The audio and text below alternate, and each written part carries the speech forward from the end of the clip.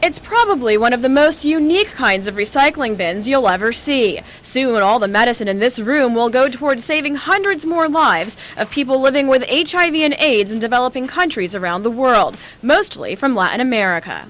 There's still a lot of lack of services that immigrants need, not only in New York, but in Latin America. And somehow Latin Americans and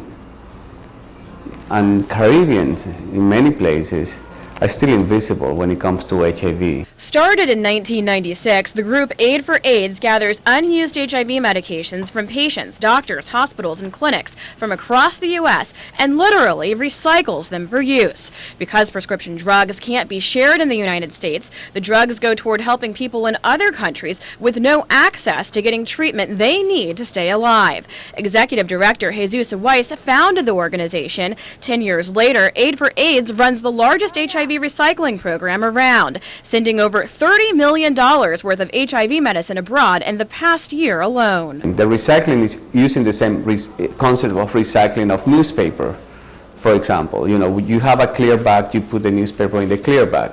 So we are that clear bag for that medication, and we throw it away abroad, outside the U.S., so we send it as humanitarian aid. At any given time, there's enough medication in this storage facility to help about 500 people a month in 26 different countries. And with a recent donation from a private Canadian donor, that number has jumped up to helping about 1,500 people a month. The goal of the organization isn't only to send medicine abroad, they also work to create educational opportunities and provide services in other countries and for Latin American immigrants living in the States.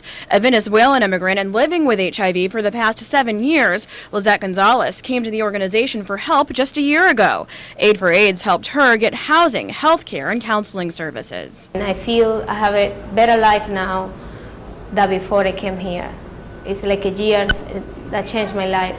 To find out more, you can call 212-337-8043 or log on to www.aidforaids.org.